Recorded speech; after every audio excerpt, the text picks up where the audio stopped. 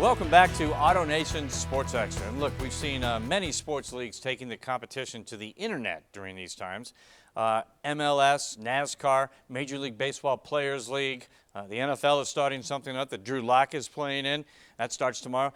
And we also have the Quarantine Axe Throwing League. I've never heard of that one. Well, we're going to hear about it right now because it's wild, it's crazy, and it's awesome. Sports anchor Nick Rothschild has a story of Denver's best axe throwers taking on the world. While we're all waiting for sports to return to action, one league is operating under quarantine. I've seen it. It looks like a lot of fun. But these people are not to be messed with.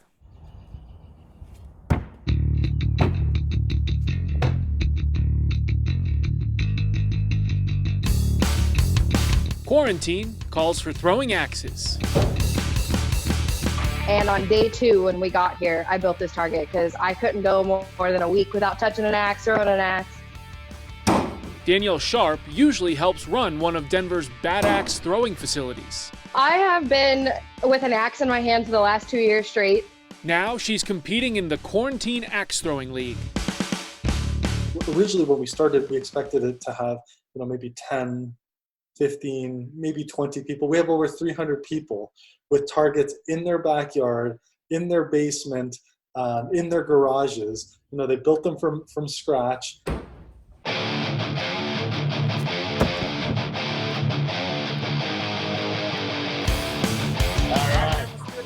The QATL links up throwers from around the world. Canada, US, Australia, New Zealand. I'm a member of Ballyhess Axe Throwing in Ireland. Competing in a massive 7-week tournament to crown one ultimate champion. My goal is always drop clean. I want to have the most drops, not on purpose. But that's not Danielle. I don't do well. I lose my first game all the time. She's in it for the fun and the friends. This is hard for people, especially people who are social butterflies like a lot of us are, because, we go and we interact with each other every week. And now I still get to see them all the time. I get to interact in ways that we wouldn't have interacted before. Believe it or not, axe throwing is one of America's fastest growing sports. It's on ESPN, so we have the Canadian Open, we have the US Open, and we have the World Championship.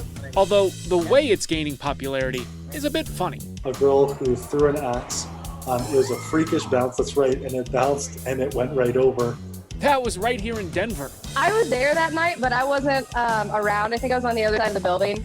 The video went viral and drew a crowd. We had people coming in being like, yeah, I saw that video, I want to try it out.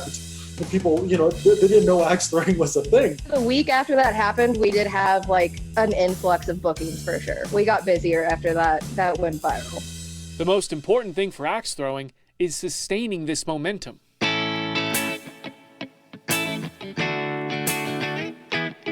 Maybe 5 to 10 years, I want to see axe throwing become such a normal thing that it's the new bowling league. The long-term demand and viability of it is already there. We're just working on the foundations. Just listen to Danielle talk about the Quarantine League. She's found connection through isolation. It really is the best thing I've ever done, and the people that I've met, we're all here to support each other, and that's what we're doing. I don't feel alone. And aside from that, you look like a freaking Viking. You're throwing an axe at a wall. How much cooler could that be? If that inspired you to check out axe throwing, the best place to go is the World Axe Throwing League website.